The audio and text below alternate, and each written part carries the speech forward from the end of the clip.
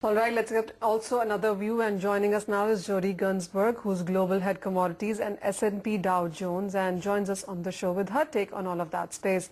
Jodie, hi, good to see you. With the kind of decline that we are seeing for the crude oil prices, what's your sense on where the energy sector is now headed? Oil will largely depend on production decisions that are difficult to predict, though another 50% drop would not be unprecedented and would match the drawdown in the 2008-2009 period. Low-cost producers are likely to come out ahead by the end of the price drop by maintaining market share and profiting when prices rebound.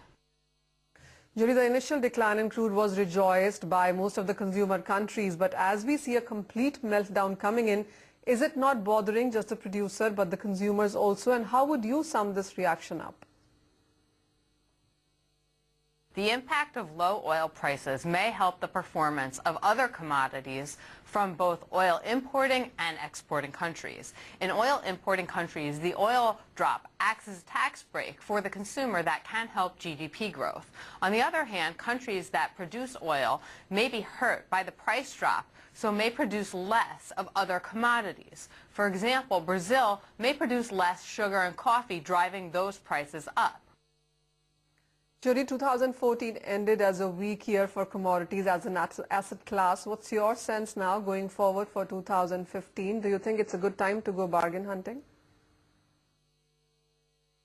A stronger U.S. dollar, oil supply from Saudi Arabia, and weak Chinese demand are important, but the winners and losers will be depicted by their supply situations. It is possible 2015 will bring a new set of crop issues that force up agriculture prices. That, combined with the increased slaughter rate of 2014, may continue to support cattle.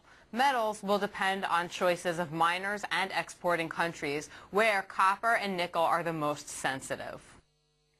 Jodie, also gold and silver have been the safe haven asset classes this market. At least that's how 2015 has started for us. What's your sense now on that one for the time to come? Are you buyer at these levels? Silver is more susceptible than gold is to a strong dollar, and silver is also much more volatile. In fact, silver is far more volatile than oil. So safe haven is an arguable term for silver. And after the 28% loss in 2013 from gold, it is hard to call that a safe haven either. That said, the precious metals have had a strong start to 2015, up 3.5% already. Jodie, that point is well taken about silver, but how do you look at India and other emerging markets placed amidst all of this news pertaining the crude, the Greece crisis, and the Fed rate hike expectations now? In general, the oil price drop is bad for oil-producing countries and good for oil-consuming countries. However, many countries, including India, have increased consumption taxes or reduced subsidies, limiting the benefit to the consumer.